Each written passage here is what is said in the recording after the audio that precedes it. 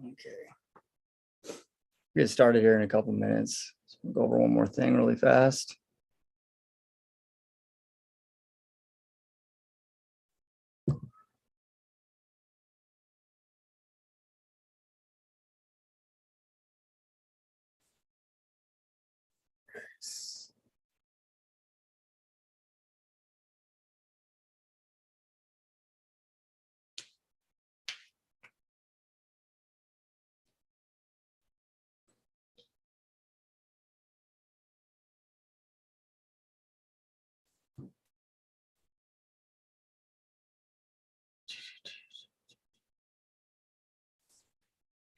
So just so you guys know too, I just want to tell you guys that I am very thankful for the things that you guys always say and stuff and reaching out, and it feels pretty good. It kind of validates, I feel like, what I'm doing, and I appreciate it.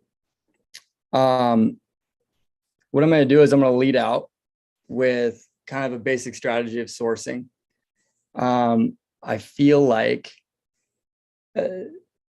at least when I first started, I wasn't aware of the kind of things that, or I guess the pairs of jeans that you should or should not buy, even if they are a certain brand from a certain generation.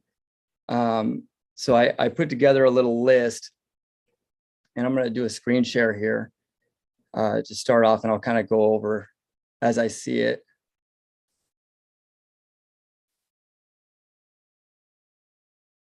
Okay. So I'll start off with this. So on eBay, it appears, at least it's just, this isn't a Terapeak search. This was just a general search. There's 800,000 units of men's jeans. 32 and 34 make up a little over a quarter of that.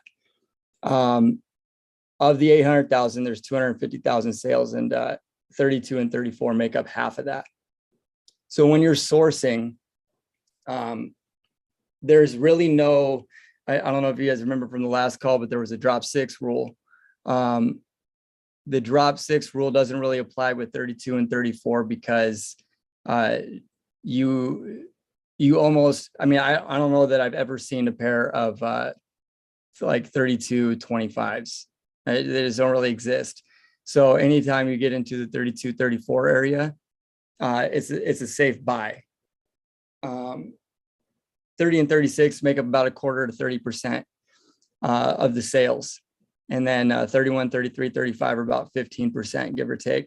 And these are all rough estimates, just so you guys know too. It's not exact numbers, but so that basically means that 80 to 90% of the purchases made are going to be between 30 and 36. So that should be your target area whenever you're sourcing. Values are going to change though when you get into the smaller sizes, because that's where you start to get into your international markets. Those sizes are automatic buy. Generally speaking, you just make sure that you're not buying youth, because they will tag those as like 28, 28s. And those aren't the same as like getting a men's pair in 28, 32 or something like that. Okay. So I just wanted to go over that really quick. So as far as sourcing is concerned, your target area is always going to be 30 to 36. That's going to be your quickest sell through, most market appeal. I wanted to go over how to find your sellability of each pair, because there are factors that appeal to the market, and things that are people don't like that will make it so your item just sits. My biggest focus has always been to sell it, not necessarily to sell it for the most amount of money that I possibly can. That comes more with when you learn how to value. But as far as sellability is concerned, so if you have a pair that looks like it's brand new, with I mean, just a standard, you tore the tags off basically, that's going to be a base value pair. It has 100% market appeal. Any buyer that is going onto eBay to buy would purchase a pair that is not distressed, no stains and no washout. They will buy it. And then when you get into a pair with mild distress, there's no stains, and it may or may not have a washout included. So I don't know if you guys need to keep this up. I'm going to pull up the next one though. Actually, I wonder if I can just pull them up side by side here. Okay. So let's put it here or there. Okay. The distress is going to be subtle, and it's not visually overwhelming. That's going to have about 80 to 85% market appeal. So in these two areas, this is where you want to be. You want to be every time, if you possibly can, you want to have your items to look as though they are unworn or lightly worn, or light distress, because that's going to be your biggest market appeal. And that's what your goal is to try to sell it. And the values will change throughout those things. But heavy distress is going to be a no stains everywhere except the crotch. Crotch area is a tough area for there to be holes. You can't have holes there. It makes your item a lot less sellable. It can have a washout or without it. It doesn't necessarily matter, but you're going to hit about a 20% of the market. So it has a significant dive.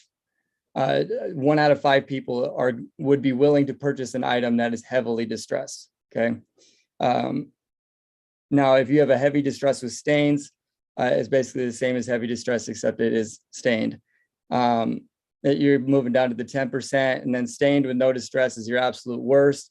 It's gonna be about a 5% market appeal. There's only 1 out of 20 people will buy an item that is stained, that isn't torn up as well. And again, this is just my analysis. I didn't read this. I didn't anything like that. These are just the numbers that I believe to be true. There's no book on this. So let's click out of this now. Now I wanted to get into valuing. So if you guys want, you can screenshot this, save this, do whatever you got to do, or you can ask me for it and I'll send it to you. Click out of that. Oops. Dude, I don't know how to do this stuff, man. Here we go. Okay. Now, how to value your items.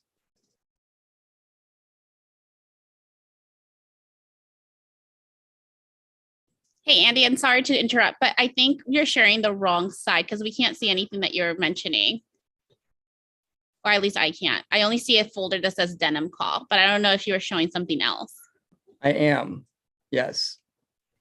Can you not see these photos?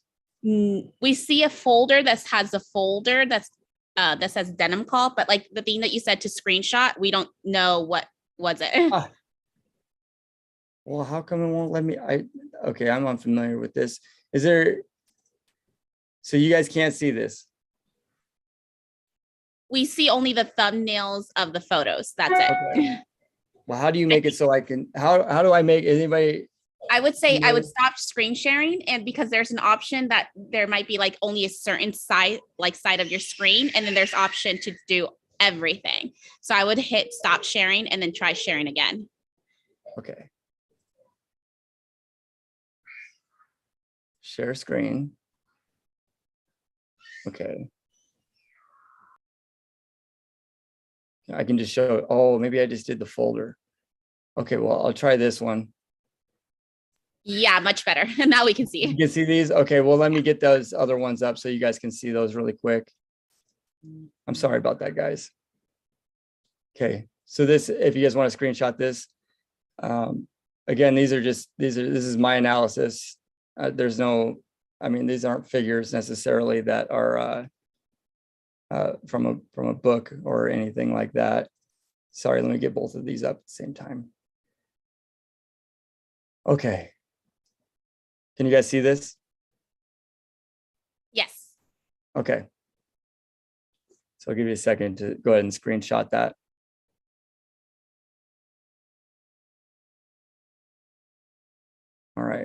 I'm going to click off of them now. Okay. So now I'm going to go over the value of pairs, or how to value. So I have 2 pairs here. Both of these are vintage 501s. Okay. This is a size 27 by 34. I think this is a 34 by 30. I have this one listed at 149.95. This one's going to be at 2 1/4. The reason for that, this is a way more favorable size. So 27 by 34 is a dream size, because it targets the international market. This is not, I wouldn't consider, so I actually categorize sizing depending on which market that I'm trying to appeal to. A 27 by 34 is, for me, is 100% international. That one's going overseas. A 34 by 30 is going to be American. Most international buyers, they usually buy at sub 32. So even though you're not hitting as much of the market as you would be with a 32 or a 34, your value is increased unbelievably when you do go sub 30 or 32. It just has less, there's just less market. A 34 would absolutely, it targets the entire market in general. However, you kind of cut out the Asian market in a 34. They will reach up to 34, but most often you're going to be sub 32. So these guys spend more money, American dollars. They don't spend as much money on their vintage Levi's. So the reason that, at least in my perception, if this pair had this washout, this would be a $350 to $400 pair. But it looks as though it's essentially almost brand new. So there's no characteristics here. This is as generic as it gets. So it's going to be a base value pair. And you know, you can take that for what you will. You're probably looking anywhere between 120 to 150, maybe. I know I'm reaching on it, so I'm just trying to stretch it as much as I can. But I know it's going to be an above $100 pair, just because it will go international. Now on the right side, we have the 34 by 30s. The way that you can value this, you have a little bit of distress. Can you guys see my cursor? Yeah, we can see it. Yes. Okay. So you have a little bit of distress in the knee. Isolated distress like this will decrease your value. It's not much, it's just a little bit, but this will decrease your value. If these distress points weren't here, this probably would be going to the Asian market, just because the washout is so favorable through here and you have good whiskering in this area. Okay. So this is a high desire. And now the reason for that, now if you have to change your perception in order to be able to value jeans appropriately. You can't look at all jeans as blue jeans, because that'd be like the same as looking at any t-shirt as a black t-shirt. But what separates these things, like everybody knows that if you get like a mid 80s Ozzy Osbourne t-shirt, it's worth more money, but it's still just a black shirt with the print on it. It's the artwork that makes it so valuable. It's no different with jeans. So, I mean, if this is just a black shirt on the left, this is an Ozzy Osbourne. I mean, that's really what it comes down to. The artwork in the denim, you can't manufacture like this. This only comes naturally, and it's a one of one. So if you can view it that way, that every pair of jeans is actually a one of one, then you can start to assess and see, actually value your pairs correctly, so that you can sell them for more money. Now, let's see here. Whiskering in the thighs. This is also a big bonus point. Now, like again, like if this would be this pair would be substantially more without these distress points, but this is also going to go to, now that they have these distress points, this is going to be an American purchase. So you have to decrease the value because they will not, American buyers don't spend over $200 on Levi's, generally speaking. At least I don't have any sales over 200 to America. But anyways, is there any questions? Go ahead and just ask a question if you have a question right now before I move on. I have a quick question. Yes.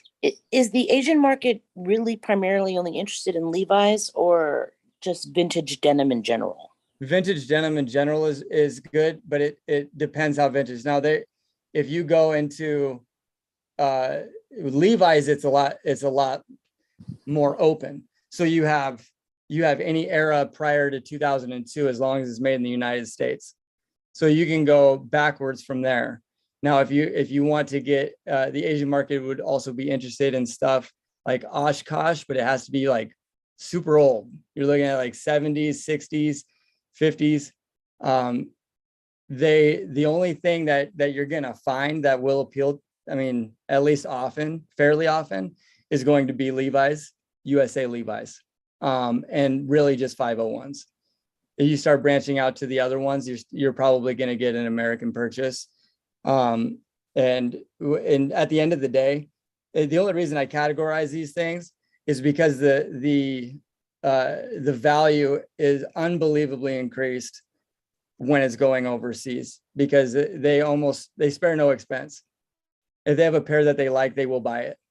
And they don't negotiate, they don't best offer, they just purchase. They're my favorite. So if you do find pairs that are like this without distress, sub 32, you're going to be in a pretty good position as long as your presentation is correct. Because they also they want, I mean, at least to my perception, they if your item looks well presented, they will spend. Basically, it doesn't matter. I had a $425 sale on a pair of jeans that looked, they didn't quite look like this. The washout was unbelievable. The whole top block was solid with a good washout in the legs through here with no distressing, nothing. So it was basically the perfect pair in a size 29, 34, I think. So, I mean, that just kind of gives you an idea of what the potential is into a pair of, I mean, I think the pair was from like 1992. It wasn't even that old. So your potential can get really up there as long as you know which pairs are desirable. So this is not an uncommon washout. This is desirable. This is not rare. Okay. That's why it's not going to be into that same category as the other ones. Okay. Andy, before you leave there, just on that, on her question, piggybacking off of that. Yep. I know there's a lot of denim, other brands that they like, but the majority of those are already in Japan. I feel like Levi's is one American brand that they really like. Well, that's right like, saying that. so, And those other brands you're not really going to find in America. right. It'd be very So, odd. generally speaking, yes. I mean, you'll find Japanese denim, but they don't really buy that. So the thing is that my biggest focus has always been on blue. I call this blue collar denim because you're talking about Levi's, Wranglers, and Lee's. Those are blue collar American worker jeans. The reason I focus on those is because you can get any one of these pairs. You can get it for sub $5, every single one of them. If you go to the Goodwill or the bins specifically, I mean, you're in for $1.25 on one of these pairs, and they do come up. I mean, they're not rare. The jean itself, the item itself is not rare. It's the washouts is where all your value is. That's it. Your item itself is not going to carry you to a big sale. I mean, a USA made pair of Levi's is not going to carry you to a big sale. They're not rare. There's lots of them everywhere. It's the only thing that distinguishes them differently from each other is going to be that washout and the rarity of those washouts. And then if you get it into a good size, then you've got big money. Maybe just because you're targeting a different market. and they spare no expense. They're my favorite. Is there any questions about any more on I guess a very brief way to value your jeans? Yeah, real quick. I just jumped in, Andy, so I don't know if you No, already please covered do. it. I want you to. Did you cover what's preferable in size-wise for jeans going over? I did, for the and Japanese. Oh, the Japanese, anything sub 32. At the beginning, I was just mostly focused on your biggest sell through.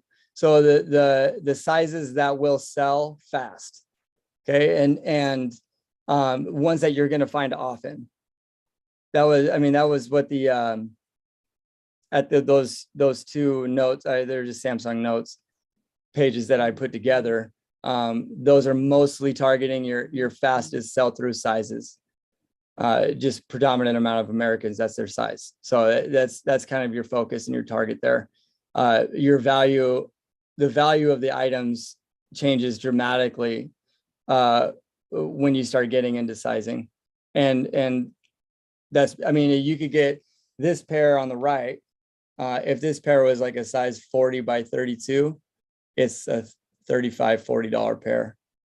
And that might be reaching. Those sizes just do not perform well. And on the flip side, if you take this pair on the right and put it in the size on the left, which is a 27 by 34, you're probably in the neighborhood of $300, primarily just because of the distressing in the knee. So you're talking about a $250 variance just because the size is different. Target's a completely different market. So if you know where you're, like, I could basically tell you every pair of vintage 501s, I can tell you exactly where it's going to go for the most part, which part of this country is going to go to, or which country in general that it's going to go to. Gray Levi 501s vintage, they go to Europe all the time. The blue washouts, small sizes, they go to Japan. In 3430s, they're probably going to stay in the States. So you have to keep that in mind, because international buyers spend more money. And because this is what they want, and they don't negotiate, which is great. I love that. Is there any more questions about this part before I move on? All right. Now I wanted to get into kind of breaking down the focal points of a pair of jeans as related to how at least this is my perception. And again, there's no book on this. This is just my experience. Okay. Same pair of jeans. This is your face. It's also called the top box by me. I don't know if that's actually what it's called, but I call it the top box. Okay. So this is the face. Your body is going to be in the legs. Okay. If you were to relate this to a human being, this is exactly what it would be like. Face, body. Okay. The butt is the butt. Always will be. Okay. And then you got your back is the legs back here. So if you were to, and what I wanted to do is actually wanted to switch this into human form here, and which I'll do here in a second. If you look at, I grabbed the most common, these are the most common listing pictures. I took mine, which I target the face, because I think that's where all the money is. All the money is going to be in your face. So I do a zoom up front. And that's thanks to Chris too, because when I first started, my listings looked like the one on the top left. Because it's like jeans and shirts, they're just, they're so much different. It's unbelievable. And a lot of the reason why too is because jeans are not fitting for your first photo on eBay. All the areas that make you the money are going to be right here in the front on the top box or in the face. And when you get a full picture layout like this one on the bottom left, you can't see your detail. And it makes it's not that your item won't sell. This is just the fastest way, in my opinion. Okay. You'll see people that picture, you'll see these listings all the time. Picture of the butt. This is going to be your picture of just a standard 3x4 or 3:4 ratio. Okay. So, and I know that if you go back and look through your listings, every one of you guys has one that looks like these three right here. One of them, something like that, along those lines. What I'm finding is that this is more of a standout picture. I guess as it's related when people are searching. This is the target area of what actually makes the difference, and them clicking on your item before I click on this one or this one or this one. This one, I want to see the rest. So, I mean, this is my perception. Okay. So if you were to switch this over to human form, and I like to do this because I feel like it kind of opens your eyes to certain things. If you're going to look for a date and you get to search on eBay for it, and you're concerned with what they look like, most people are probably going to click this one first. You're looking for the face. This is basically like what that top left picture looked like. I tried to put these all in the same order, right? So if you're looking for a pair of jeans and you were to relate it to a human being, you're going to go for the money first. That's going to be the first click. You can't really tell in this one what her face looks like a little bit, but you can get an idea that she's a pretty girl, but you can't see all the detail. So I just don't see there being any difference with how your click-through goes on eBay as well. I think that people will they look for the parts that are most important to them, and I think it's in the face. So if you look at this, you can obviously tell that this is not a desirable picture. This is probably not that desirable picture. This one, you can't see the detail. This one, you can see the face well. So if you were to switch it to human form, it's a good analysis. Now I wanted to go into how to certain ways that you can sell your item faster, which was this kind of a carryover from those last two examples. So you see all the time when people do defect pictures, very similar to this, right? So you have a crotch hole. It is not flattering. They're not good. They're not easy to sell. Now, you don't have to do it like this. What I'm finding is, and this is fairly recent, I've been starting to do this within the last about a month and a half, and I'm moving more items doing it like this. And the reason why is because I feel like it shifts your eyes away from this being super important, and you see buttons. And I think it's a reminder that, or like a subconscious, that these are 501s, this is normal. So, and for the most part, I don't know why this is, you get way less crotch holes with zippers than you do with button flies. Button flies get holes in the crotch all the time. Zippers rarely do. So, I mean, that's I don't know a better, I don't know. I probably get one out of, with pairs that have holes in the crotch, it's probably 9 pairs that are button fly to every one that is a zipper. So I don't really focus on that so much for like zipper defects, but these are the ones that usually are your buyer blockers. They don't like this stuff. And if you can try to deter them from seeing something like this, you might have a better chance of selling it through. It's been pretty successful for me so far. So that's just an idea. It's not something you have to do, but I think it's actually pretty beneficial. Another thing is too, and this, this is somewhat difficult for some people, and some people it might not be that difficult. I think that it increases your sellability and increases your value at the same time. Here's a picture with studio lights.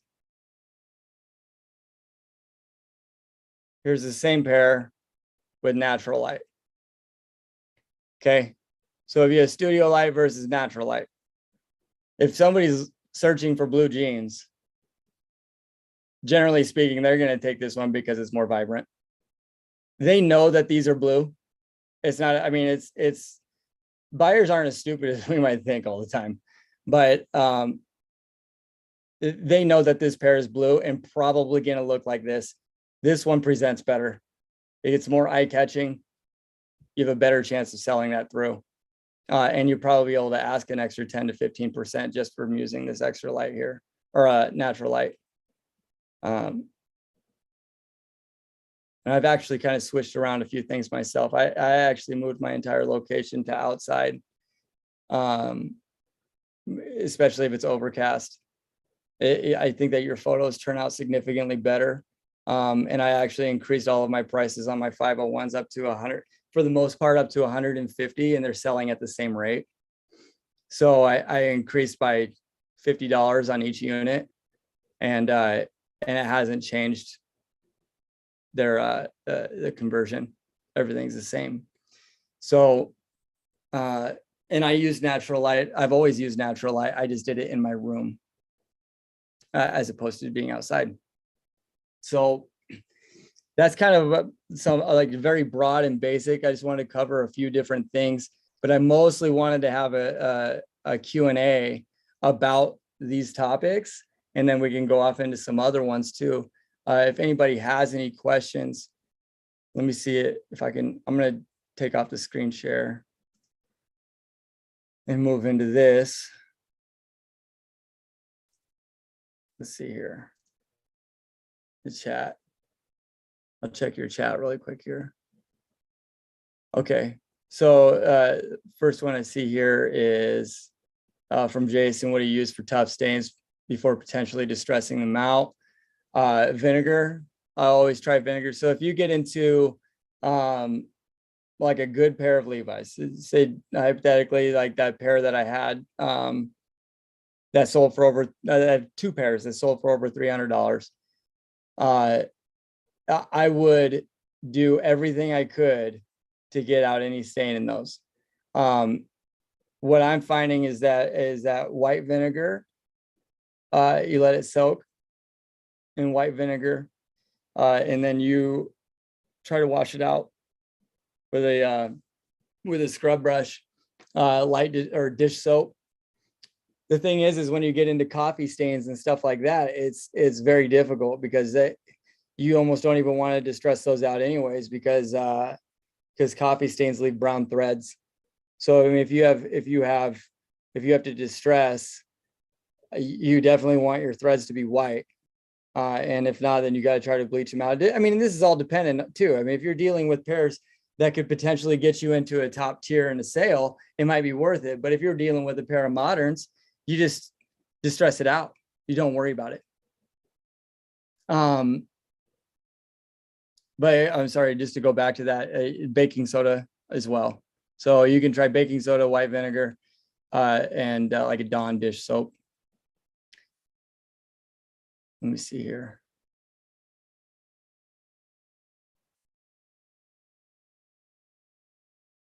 How do you take your profile of the jeans that are not 501s? Same way.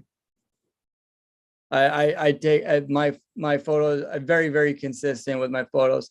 The only thing that I've switched and is recent is how I present my women's jeans with the first photo. Outside of that, everything's the same. And the only reason why is because I think that the open, I get super deep into trying to perfect this. So, and before I try to grow at a rapid pace, because some of these things are such minor changes that it's not going to affect me deeply. But I changed my photo on my women's jeans because I think that my men's jeans photo on the first one is very masculine looking. And I don't think it appeals to women. So I switched that recently to a more feminine first picture. And I mean, it literally as of yesterday, that was yesterday I did that. So we'll see if that has any effect. But I do want to start performing a little bit better with women's jeans because there is just so many of them. And I feel like I'm very average at that. I'm trying to improve that.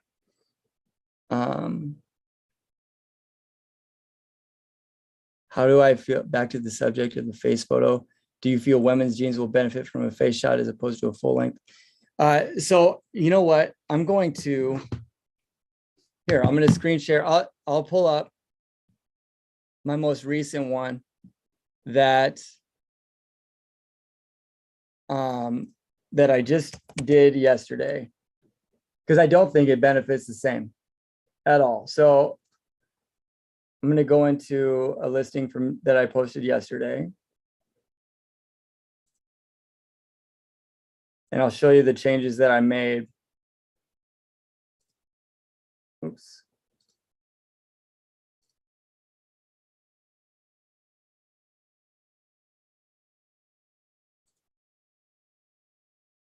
Okay. So let me get back to that. Zoom meeting, screen share, and boom. Okay. So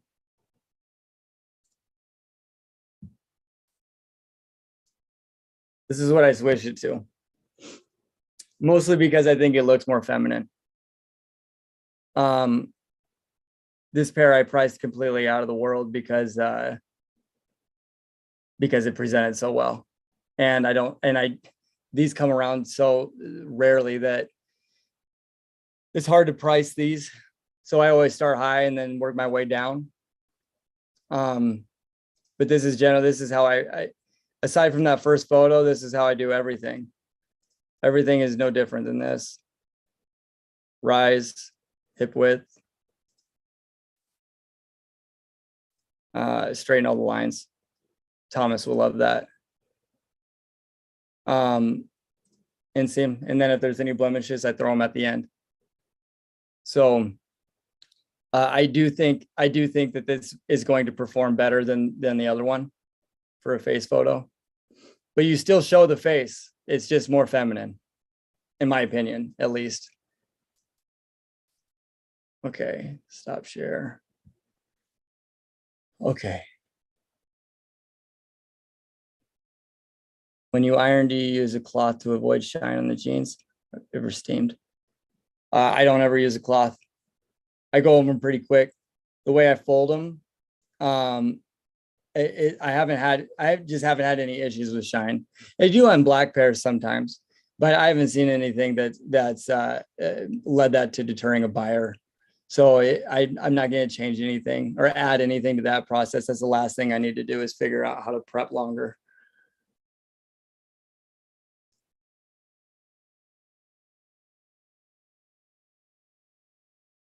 USA 30 by 34, amazing wash. I would stay in front. Yeah, that's tough. That's tough. I would do everything I could, Jason, to get the stain out.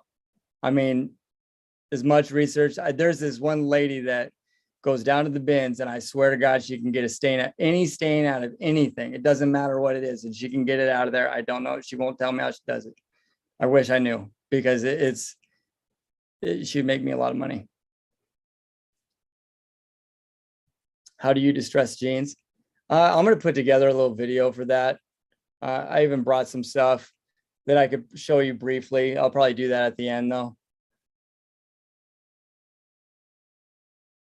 Would you edit all the pictures you have to make it all consistent? I always do. I edit every single picture. I don't know if so here's my thought on that, is that I don't think that it increases your value. I think it looks more professional, and maybe a more comfort of purchase. The one thing I am afraid of doing is changing that. because everything that I've done to this point, as far as the prices that I get collectively, I feel like are compiled of all these separate things that I've done that nobody else really does. And I don't know exactly which one is the reason for those things. So I don't want to change any of those things.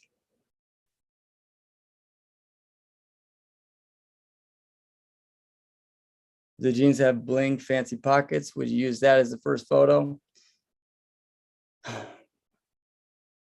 That's tough. Because I see a lot of the rock revivals and a lot of the Miss Me's. They utilize the butt photo. See, the thing is with blue collar denim is that there never is anything on the back pockets. I'm not 100% sure. I will say this is that it's really hard to make the back or the butt look good.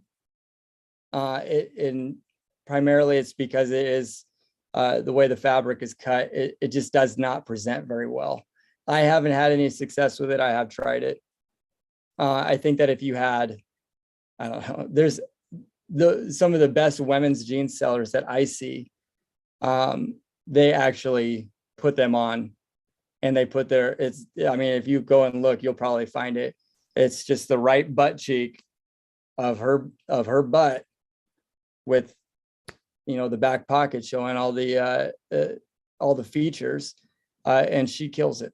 So that could be effective. It's just the way that I do photos. I think it's less effective the way that I do photos because I'm not doing that. So anyways, I can jump over to you now, Landon. Hey, what's up, Andy? Thanks again. What's up, man. Like you kind of really touched on how they definitely want the faded wash, the natural wash, but immediately like the holes, the distressing in the holes, all of a sudden you're losing value. Right. And like particularly like in the blowout in the back or in the crotch, Mm-hmm. where they really don't want a hole. Where is that fine line? You can almost start seeing the cotton get fuzzy right before it's about to actually like blow out. You know what I mean? At what point do you kind of explain that in your listing? Like these are like, because like, I guess my point is because they want the faded, but they're kind of getting to the point where, they're about to lose value. Maybe you just one wrong movement sitting on a bench or on a concrete curb or something, and all of a sudden it's a hole. Yeah, and to be honest with you, what I do is I just picture the area, but I try not to make it look like it's horrible. I think that's something that I never really put any thought into, is that, and it doesn't increase your value, but if you change the angle of your camera, it can make your item sell faster. You don't have to make it look like it's the worst thing in the world. You can add in different features that kind of make a buyer okay with it. That's just a theory. I don't know if that's true. I just know that since I started doing it, that I sell them faster. So in everything that I've switched, and I have holes, or I have pairs that have holes in the crotch that I took pictures like that first one, that are still sitting there and they're in good sizes. And for some reason, since I changed the angle of my phone when I picture the blemish photos, those seem to be moving and basically almost at the same rate as anything else. So, I just price them accordingly for having that blemish. If they see where you just let the photos speak for themselves. That's right. I try to take as many. So generally speaking, I'm going to take 12 photos. Mostly because whether I do 8 or I do 12, it's basically the same amount of time. So it doesn't really matter to me. But I hit every single part, and I try to focus. At least one of those photos is going to be on every section of the jeans. So, you get the full back, and then I take a picture of basically it'd be about kneecaps up, which gives you a better zoom and visual. and I take a picture of the right pocket because that's usually where the patch is. And most of the time that covers any blemishes on the back. And then on the front, the ones that I do picture, I isolate picture, are going to be stuff like crotch holes because you can't see that from the presentation of the first photos. But I don't picture any distressing or blemishes that are not hidden. I mean, if it's a hidden one, then I picture it. I don't want to try to not sell my item, I guess, in another way. Sometimes I think we do that just to try to cover our bases, but I don't find it to be necessary at all unless it's a hidden one. Right. Cool. I think why that works is because the item is already kind of worn and has character. Yeah, To where it it's has- not a brand new item with it's got a small defect, and there's a lot more room for you to go, hey, look at them. They're worn pants. right. And the level of value, it changes throughout where the sizing is. So if you have a pair with crotch holes that was somewhat faded out, that's still very sellable within 30 to 36. But if you get into the 42s, it's a lot less sellable. I mean, it's harder. You almost can't give them away. So there's so many more buyers within that 30 to 36 area that it's hard to miss. And when you're sourcing, you consider that when you're looking for items, if there is a blemish or something that is going to decrease the value, which you're going to find predominantly. Most items you find are going to have an issue.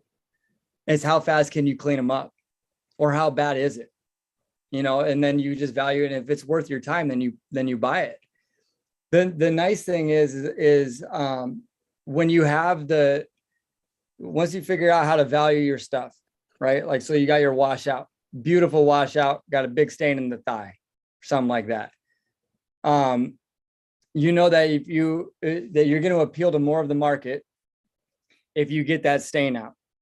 So that's what I always try to do, is I just try to make my item as most sellable to as many people as possible. And I just know that stains that's the kryptonite. Stains are kryptonite. So I actually hardly ever I almost don't picture items that are stained because I get them out. I just distress them out. But the reason I do that is because I figured out how to do it in like 30 seconds. So it's not something that I spend a day trying to clean up a stain on a pair of jeans that's $35. I only buy them if I can get it done within a minute, and then I picture it. So I'm going to Scott here. Hey, so if you're going like the high dollar ones, if you're going to like 11 on presentation, and what do you, because last time you said you're, high dollar, or it's just a part of the amount of jeans that you sell. What do you do for like the lower end ones? Are you Same going thing. that far? Every single item I do, whether it's $10, as long as it's a pair of jeans, whether it's $10 or it's $500, I do the exact same thing to every single one of them. Okay. And I'll tell you, and I get that question a lot. Actually, I've had that question a lot. And to be honest with you, I played, sports most of my life, man. And one thing that's pretty accurate is if you only practice the hard stuff, 5% of the time, you're not going to be good at doing it on anything else. Or I'm sorry, if you practice doing it a weaker job 95% of the time, 5% of the time when you try hard, it's not going to be very good. Yep. And to give you an idea of how hard that actually is to develop, that is when I first started, and it is January 14th, I made a commitment to doing this to everything, right? So what is that, 5 months? 5 months ago. I look back on those photos from those items that I listed then, and I think that I did a poor job. I absolutely could not have tried harder. It was my best I had, everything. Yeah. In fact, I probably tried harder then than I do now. But if you just practice doing it as best as you can every single time, or the amount of effort that you want to put into it, if you do it that way every single time, you're going to get damn good at doing it that way every time. Yep. Yep. Just like Tech always says, how you do one thing is how you do everything. That's on. right. Yeah, you don't change it. Yep. Yeah. Okay. Thanks, Andy. Yeah, of course. Does anybody have any more questions about that? Or anything in general?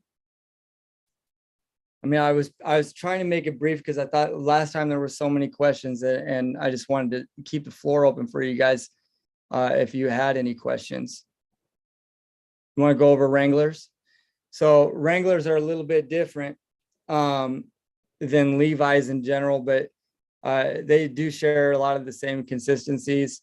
What I find on Wranglers is that the acceptable amount of damage is very difficult, is a lower rate. I'm sorry.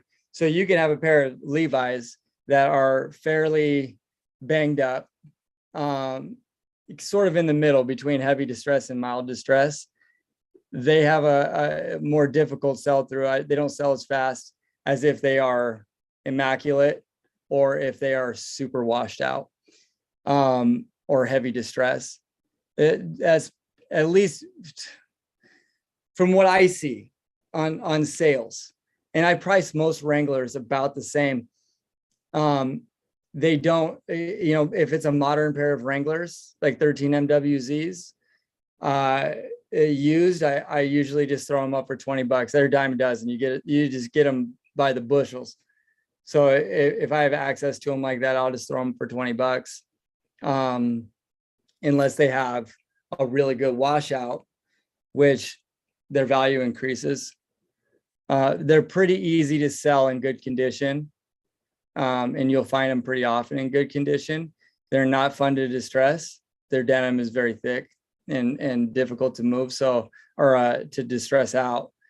And their coloring is very solid for the most part. So if you do get a washed out pair, that's fairly rare in the Wrangler world, as long as you're getting into, as long as you're dealing with the dark wash 13 MWZs, which is your most common. So if you do, like I said, if you do have a washed out pair of 13 MWZs, they are going to carry a little bit more value. You can get them out for about 35 to $40 if they're modern. If they're vintage, then you can get into a little bit higher, but I've tried to stretch that market, and it's a lot more difficult to stretch that market than it is the Levi's one, because you don't have the international presence. There's no desire for them internationally, so the competition is not there for those items. I had a question on Wrangler since you're talking about it. Yeah. Okay. Like I had these ones they haven't sold. So there was 30, they're 32 by 28 when I measured them. And they're like the cowboy cut because it has like the patch with the cowboy, but they're like bleached. I wrote bleach on there. They're like the acid wash, the acid wash. Oh, yeah. Yeah. But no one Yeah. wants to buy. There is like maybe a spot on the back with a little bleach, like a strip that's lighter where they maybe sat on something on one side, but Yeah. If you say there's a stain. it's a strip, like maybe the sunlight or something, like a 4-inch by 2-inch. Oh, spot yeah. that's like- Sun streaks are bad. Those ones are the worst because you can't do anything with them. You but can no try one- I redid the pictures, but I was just trying to figure out if there's anything I can do because they're not- I mean, to be honest with you, yeah, that's tough. Are they modern or vintage? they look like vintage because they have the leather patch. It says Wrangler with a leather patch. They still do that in modern. You have to check the inside the Oh. zipper, right along the zipper. If it's made in Okay. USA, it's going to be a vintage pair. That you can work with. It's just tough with sun streaks, man. I honestly, I have a pile, probably Okay. 10 of them, and I haven't figured out what to do with them yet. So I set them off to the side until I do. Well, I But- put I put everything else in my garage sale, but I had more hope for these because the rest of it looks nice, right? Yeah, no, I get it. And it is sellable. It'll sell. What do you have it priced at?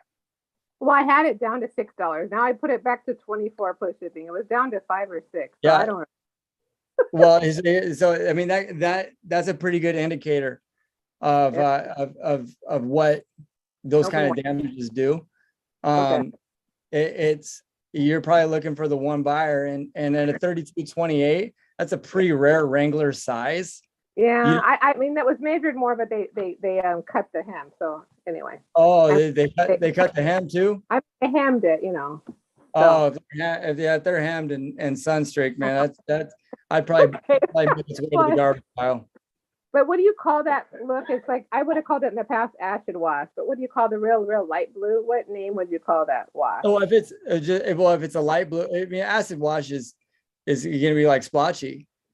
Well, so what is a super light? Like, I don't, really, like, it wash forever, that look. What name do you call that wash? Like, it's light- I just call it, I mean, that's what I call, I mean, I pretty much work in the 4 categories. It's just acid wash, light wash, medium wash, dark wash, because okay. those are the most heavily searched. I mean, I don't even know what charcoal wash is. And I've never then used- light wash isn't that popular right now, is it? Or not? No, light wash is great. That's like the best one you can get. Oh, okay.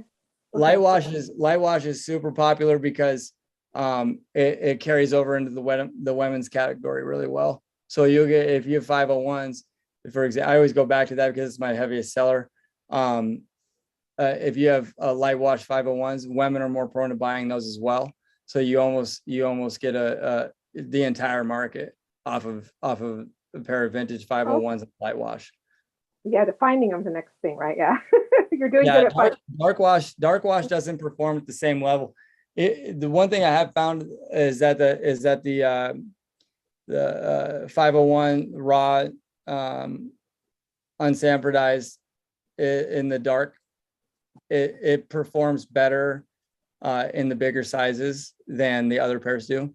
So I mean I still sell off like a 44 by 36, went out a couple days ago for $100, which is by far more than anything I've ever moved at a 44-36. But and I get offers pretty frequently on the other pairs that I have that are similar in size, same wash and everything. So it's weird how the buyer's market is they're prone to more things. I just try to target the ones that are the most heavily there's the most purchases, and your most purchases are going to be 30 to 36, which is crazy too. One thing I wanted to add, men, at least in the men's category, men aren't searching for 31s or 33s or 35s. They don't search for those. They search for 30, 32, 34, 36. And that's the predominant search. Women might search for like a 27 or 29. But men are very simple and basic when it comes to sizing. They wear a 32, 32. There's very few of them. Most of the purchases I think that are made in the 31, 33, 35 area, I think that those are guys that saw the jeans, liked them, and realized that they fit them. I don't think that they search for that specific size. That's just my perception. I don't know that to be exactly true, but it is pretty weird how you can have a size 32 and there's 75,000 sales, but a size 33 has 7,000 sales. So you're talking about people that are basically the same size, and one has, there's only 10%, to the other one. So if you can always, when you measure, I wouldn't encourage trying to shift your sizing. But if you do have a pair, like you'll find a lot of Levi's in a 33 or 31. When you do your actual measurements, you want that to be at an even number. How do you you put there's the tag and there's the real. What do you put in your listing? So if in my title, I always put the tag size, because that is the size. Yeah. Your measure, that's the objective. So that I try to cut out anything that's subjective to any extent, right? So or room for error. So in your title, I always put the tag size, and the reason I always put the tag size is because that's what Levi said, or Wrangler, or Lee. It doesn't matter. they said that that's what size it is. Okay, so you're gonna get your buyer that's gonna search for it. It's up to your buyer to look at the measured sizes. And if they are searching for used or pre-owned jeans, most often they do know that they need to look at the measured sizes. You're still gonna run like, dude, 3%, and it doesn't matter which way you do it. 3% of your buyers are gonna return due to a sizing issue. And you can't dodge it, in my opinion. I feel like I've tried every single thing. I put both sizes in the title. Did the same 3%. But so then when I go into item specifics, when you get the size tab, I always put in the tag size. And then because that right below it, you'll get your inseam. It'll ask what the inseam is. And I put the measured inseam, and then it will say waist size. And I put in the waist size of the measured. So I hit it all. And that seems to be the fastest way to list too. So if it's going to be 3%, then I'll just do it the fastest way I can. Thank you. Very good. Yeah, of course. Does anybody else have anything? If you guys want to, one thing about presentation that I do want to touch on too really quick. And I just briefly went over this earlier. Your item itself is not going to carry you to big prices. There's a combination of things that seem to separate you from other listings that can carry you, because you're at the end of the day, pair of Levi's is a lot of times we call it our product, but it's not really our product. Our product is our listing. And because that's what we made. Levi's made jeans. We're just presenting it. So the level of your product, your listing, is going to dictate a lot of your pricing as well. And there's no shame in any of it. If you want to sell at the $20 rate plus shipping, there's absolutely no shame in that. You can get those listings out unbelievably quick. But if you do have a good understanding of what people want, then you almost don't have to do there. You could cut out a lot of extra stuff that you do probably right now.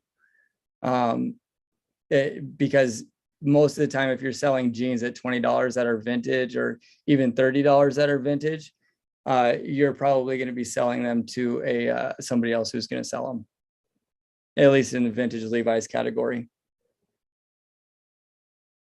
Can you explain a bit more about how you're taking your photos outside? What is your setup out? Okay. Yeah, so I have my table. It's the same exact setup that I had on my bed. So I have a table. It's like I think it's 6 foot. I have 2 gigantic cardboard boxes that are folded up that I've never opened up, that I got from Home Depot. And I have my background measuring board that I lay on top of it, so everything's flat and consistent. And so I just took that outside. One thing I'm finding out about that is if it's a bright sunshiny day, it's too vibrant, so you have to go to the shade. But as far as what it appears to me is the photos come out better, the best in overcast, and the next best is going to be in the shade. It's like a 48 by 52, something like that. I'm actually getting it redesigned right now to be bigger so I can cut down on cropping. Because I have to crop out, I think 6 to 8, somewhere in there, of the photos have to be cropped. And if I have a bigger board, I don't have to crop any of it. So the board is actually it's actually a poly. I can roll it up and take it wherever I want, which is, it's actually funny. The reason that I even found out that I liked the pictures outside were because I was at the bins, and I wanted to see if I could work at the bins, because your costs are so much lower. If you buy jeans online and have them shipped to you, or even sourcers, first of all, if you hire out people to source for you, it's a lot more of a gamble than in the shirt game, because what they bring you, unless you can get them if you can have them bring you jeans in a size 32 that aren't banged up, or they have some sort of general idea, I guess, then it's not so bad. But most of the time it's just hard to get sourcers to be completely loyal, because if they know that you can sell a certain pair of jeans for $300 or $400 and they're going to give you, you're going to pay them $5 for it, they don't want to do that. So it's just a lot more of a gamble to do it that way. But I wanted to source and do photos at the bins. So I tried that, and I just carted all my stuff up and brought it down there, and I liked it. I liked how the photos came out. That's how outside of that, I thought my photos were good before, or at least as best as I could make them. And then when I moved outside, it kind of opened my eyes to a lot of things. You get a lot better color pops out of there, and usually you can sell your items for more money.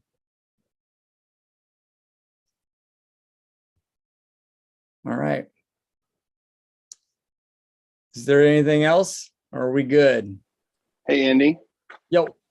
Can you hear me? I've got a pair of old, I guess, 70s vintage khaki Levi's with the long interior tag that says Levi's for men, and it's got this really unique font to it. Right.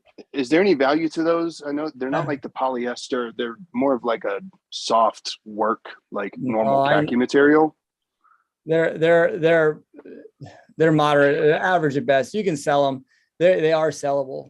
What size are they? They're usually in awful sizes. I mean, obviously they're missing the size tag, but measured out, I would have to look at the pictures. But actually, I got a ruler right here. Let's see, 18 flat lay on the waist. Okay. By probably 36. 32, maybe. I would consider that a sellable unit. Okay.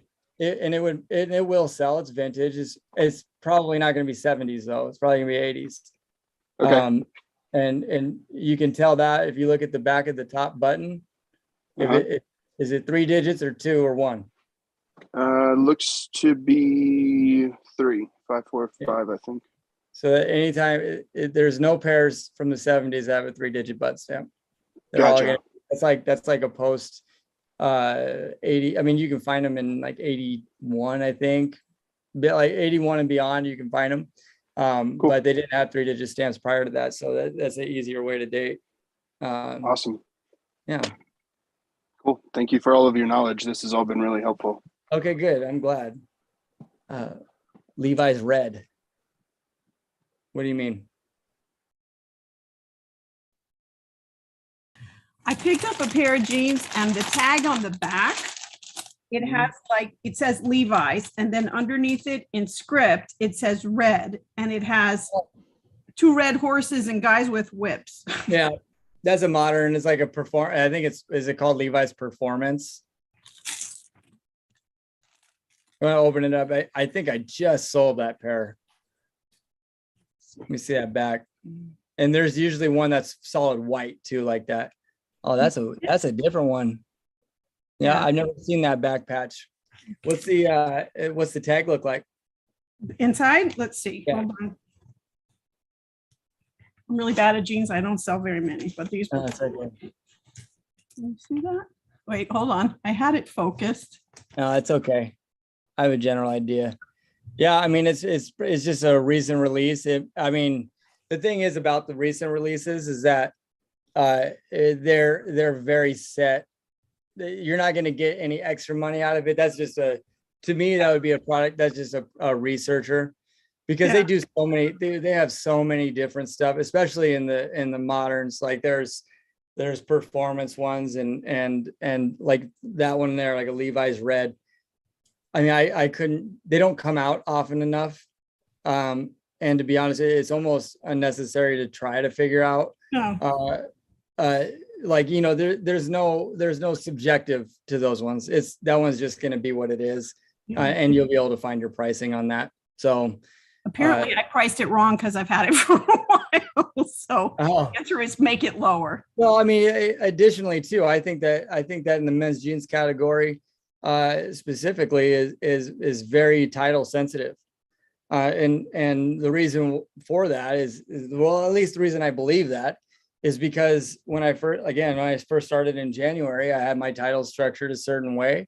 I was performing okay. I don't think that it was bad.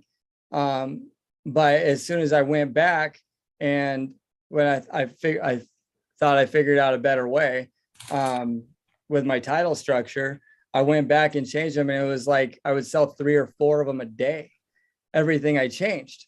So I'm of the belief that your title structure is very sensitive in men's jeans, because I think that men search jeans a certain way, and I don't agree with the way that the eBay layout of how they think that you should title it, and it's to be. I wouldn't tell anybody that I do it better. I just think that I've seen good results from the way that I do it, so I don't want to change. Like I think that men. What do you suggest? I don't put any style codes. Like, so a lot of people, if they get a pair of Levi's 550s, they'll put Levi's 550s jeans, men's size 32, right? I actually cut out almost all of that. I just put, if it's a pair of 517s, I will do Levi's jeans 32 by 32, blue 517 boot cut, because they're always boot cut, and then I just go into the wash, and if they're vintage or not. So I just think that most men, I don't think that they type in size when they do their searches. And I think that they just put it in. So if they're looking for a pair of Wrangler jeans, I think that's exactly what they put in, is Wrangler jeans 32 by 32. So I think that if I do that, then I come up in more searches. So.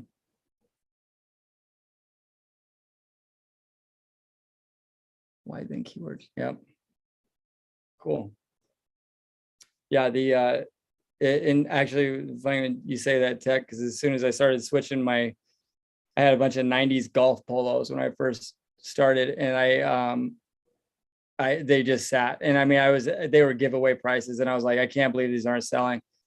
And I switched up my front of my title, and they just started flying off.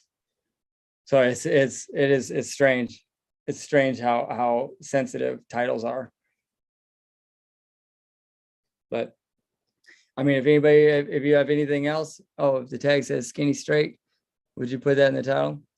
For the most part, I usually put whatever's in the title. So I mean, if it's skinny, it's already gonna be as straight. You're not gonna get. I mean, I guess that's not true. Occasionally you'll get boot cuts and stuff. That's more consistent with women's jeans. That's why that's why I really focus in the men's category, because it's very, very narrow. I mean, no guys care about your rise. They don't care about the rise. They're not looking for high rise or low rise or mid rise. It just is because they know that it's going to be boot cut or straight. So they care if it's boot cut or straight. Screenshot sample of your standard Levi's listing.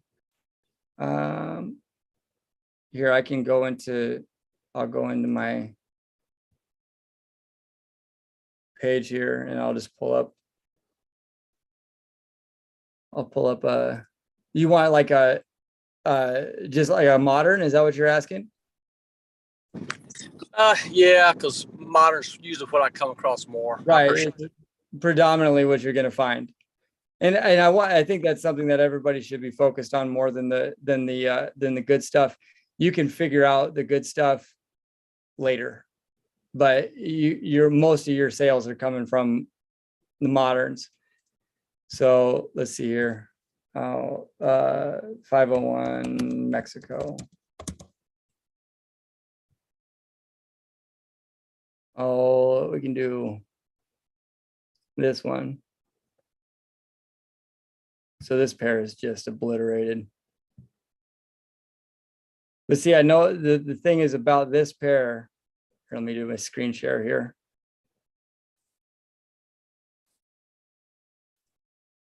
So the thing is about this pair is that it's completely destroyed, right?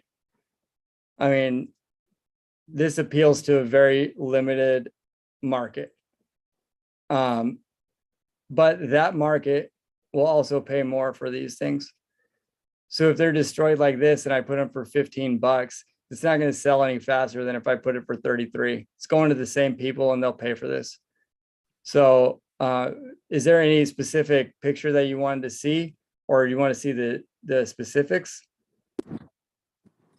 Well, yeah, I guess the specifics, although you've already gone over that, I was making the mistake of trying to be too precise and putting, the shrinkage of 33.5 times 32.5. And right. so, yeah, you definitely don't want to do that. That's that because nobody searches that. So I mean, you just gotta kind of fudge it a little bit on those, man, because I mean, well, are you putting that in your title? On some of them, yeah, I put it in the title, but usually I just put it in the actual item specifics. But now I'm just rounding down to the lowest number. I'd rather err to the shorter side than the longer side. Right, and that's not a bad idea. With waste, you probably want to round up because most of, I mean, I have had 0 returns because it was too big, but all of my returns are because it was too small. So if you're gonna miss high. At least in my opinion. So in other words, if you're at a 33, thank you. Yeah.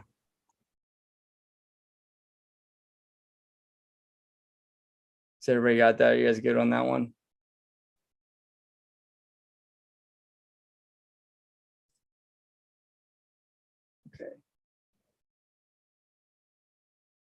Okay. Too tight, cut the blood flow. That's good. Oh, that was a direct message. You're trying to make it. Okay, my bad. I won't share it. Like missing the waist. Can you repeat it? Oh, aim high. Yeah. So, I mean, if you're at, so in my opinion, if you're at a waist size, when I say aim high or miss high, if it's a size 33, I would put that it is a 32. So you want your, I guess, error on the side that it is that is smaller. So that way you cut out the room for error on that. If you said it was a 34, you'll get a lot more returns than if you said it was a 32. We'll say that. And you almost can't do a 33. Or 33 and a half, or something like that.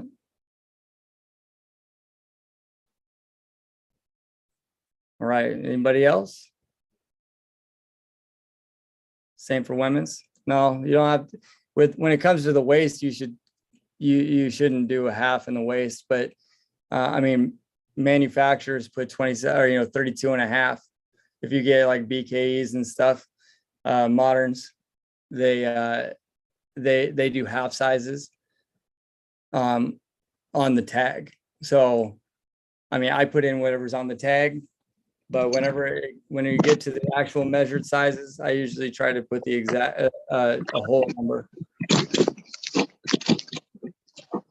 All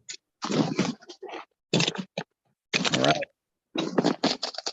Wrap that up. If you guys have any questions, you guys, you can reach out to me whenever. I can, if you missed the beginning and didn't get to screenshot and that stuff that I put together, then just message me and I'll send it over to you.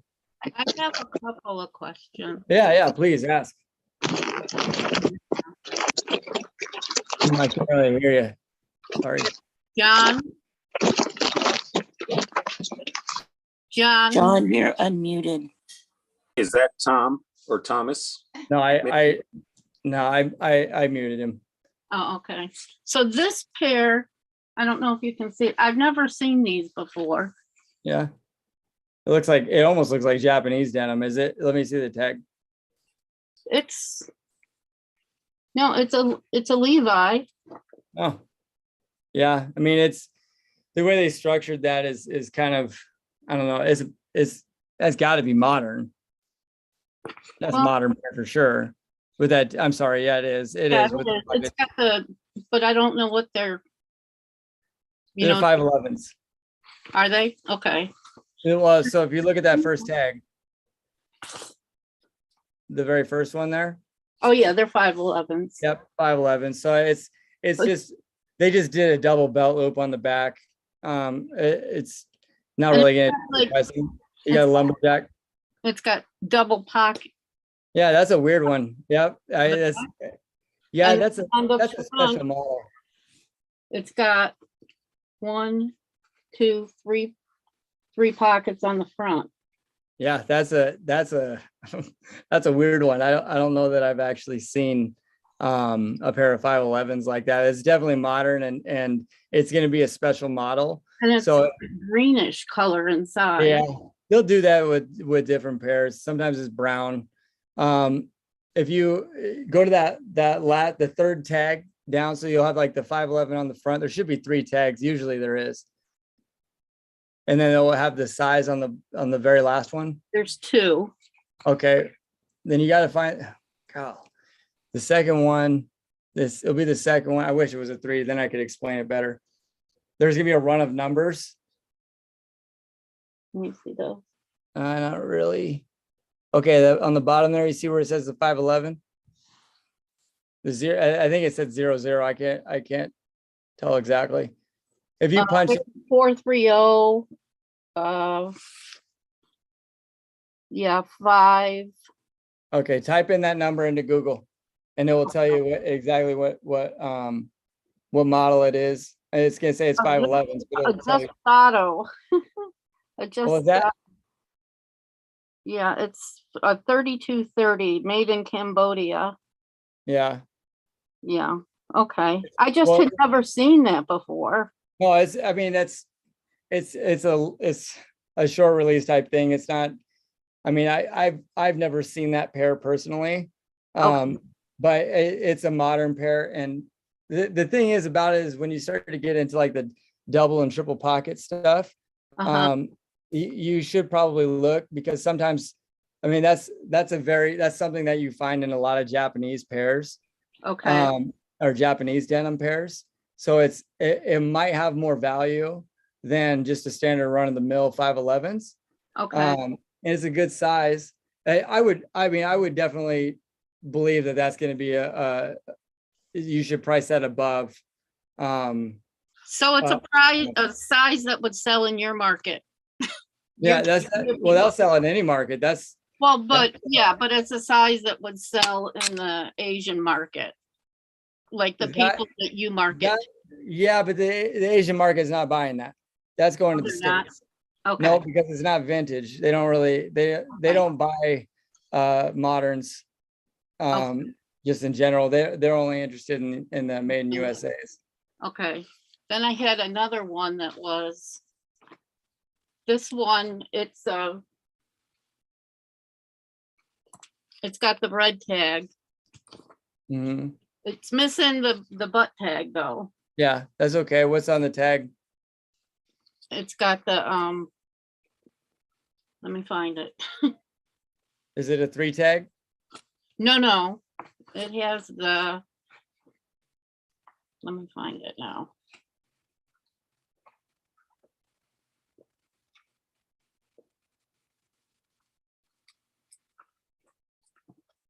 Sorry. It's got That's a okay. hole. Yeah, it's not a big deal. It's a modern pair anyways.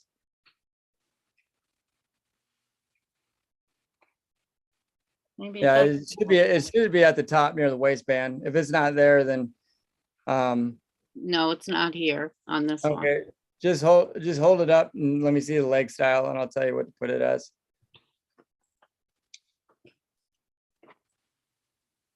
Oh, what size is it? Did you measure it yet? No, I haven't measured it. All right, it looks like 569s to me. Okay. Look like a baggy fit. and 560s are tapered. Those are straight. So it should be a 569. That's what I would put it. Okay. There was one other one that had a red tag in it that I was gonna ask you about.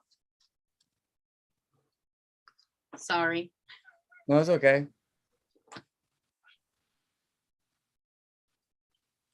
Is this? Are you gonna be doing this call every other week, Andy? Every other week, yeah. All right, quite enough. Maybe next week, just while she pulls those out. I know, like, I was just thinking Isaiah and Nina and them on the shoe call ones kind of did like a gold, silver, and bronze, just like throughout a couple brands and different levels that they thought were good. Because I know we've really just touched on Levi's and people said Wrangler, but obviously we're not going to be finding those all the time. So if that's something you want to share, if not, you want to keep your secrets, that's cool. But no, I'll as soon as I help her with this pair here, I'll just dude, it's very simple. So I'll just go over really quick. This was the other one that you can't read the back on it at all, Yeah, those are vintage. but it does Vintage have guys, the, this was They- the, They definitely look vintage. Yeah, and you got the heavy, the fat patch or the fat tag. yeah, the fat red one. in Yeah. there. And then tell me what the size is and if where it's made. Made in the US. That's good. What size is it? That one, I haven't measured it and you can't read it. Oh, it should be. It's on the back. That fat tag will be on the back of that fat tag. On here? Nope. On the tag on the inside that you saw the USA on the back side of that, it'll tell you the That's measurement. hard to read. That one, that's a 31-32. That's a good size. That's a super high sell-through size. It's not in the best color, but that's usually going to be a Europe. They buy those in Europe pretty frequently. Most often it's going to be Germany, to be honest with you. Okay. And that's a really good size. I would try to sell that for 120 to 140. Okay. It looks like it's in good shape too. Yeah, I washed it. There was one spot, but I got it out. There's one little teeny spot still though. Yeah, that's fine. That's not too bad. So what you do with those ones though, a little spot like that is, I would sand it down and then get the razor out, and you want to make sure that you cut east to west on the leg. Okay. And that way you're just cutting the denim because you don't want to cut the threads, but you can get that spot out, and that's a 15-second fix, and it will make your item. It's not a deterrent. So, Okay. yeah. Thank you very much. Yeah, of course. And Beth, I do all my vintage Levi's at 10%. And everything else I just do suggested. And I don't know what cotton hemp mean in listing. Boys Riders are 44, but yeah, you'll find a lot of those 44 by 30s. That's because all the good ones are taken up.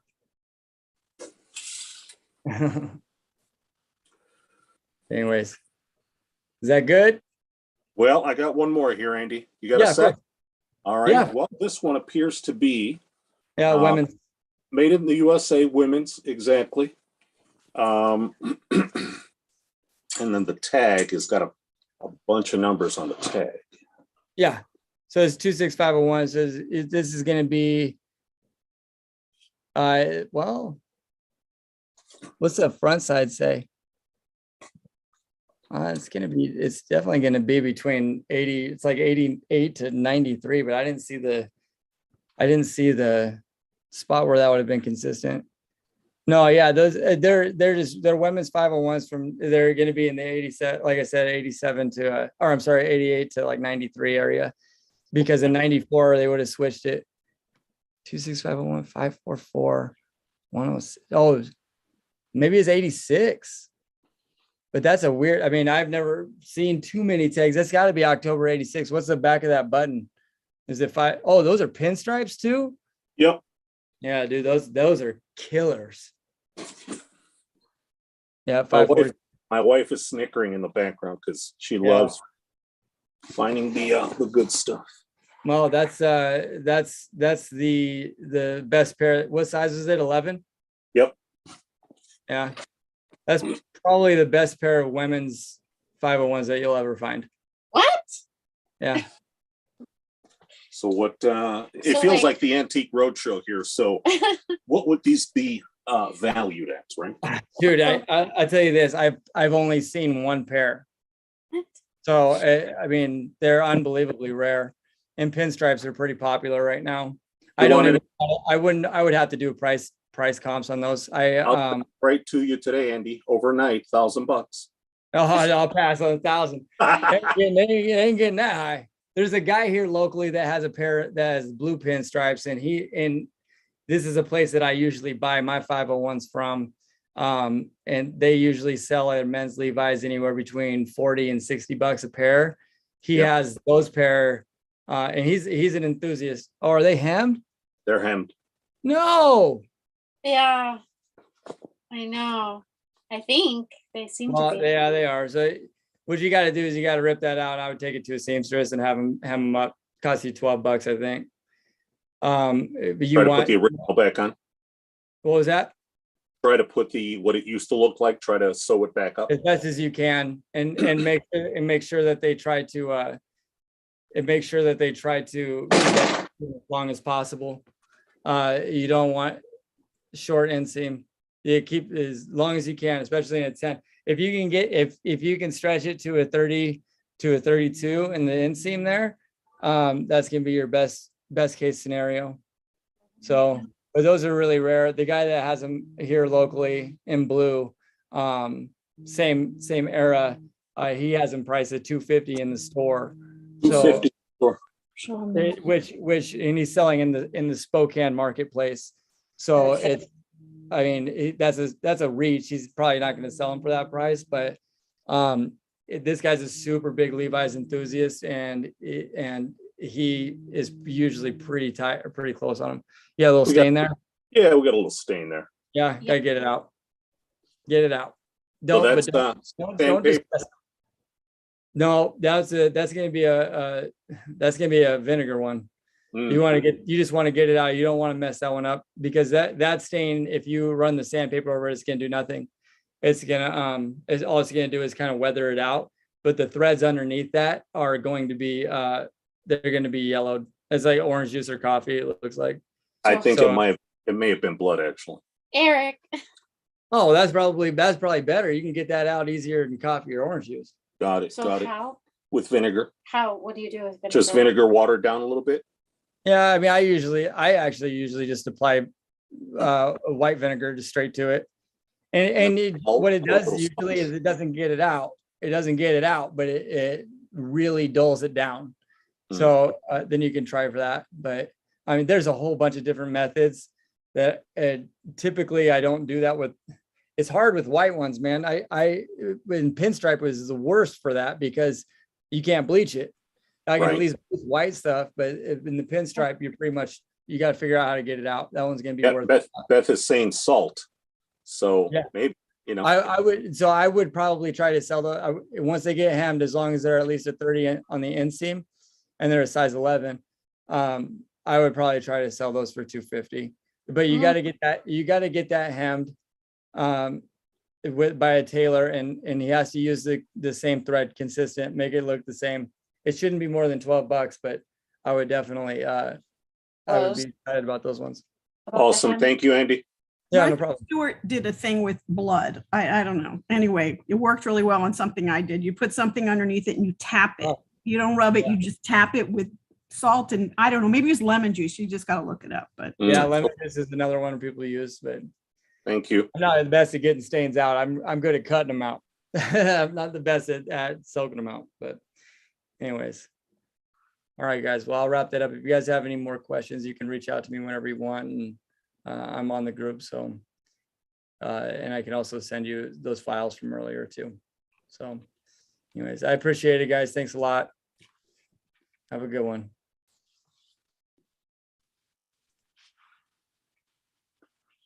Thank you. I'm going to pass the torch to Cindy.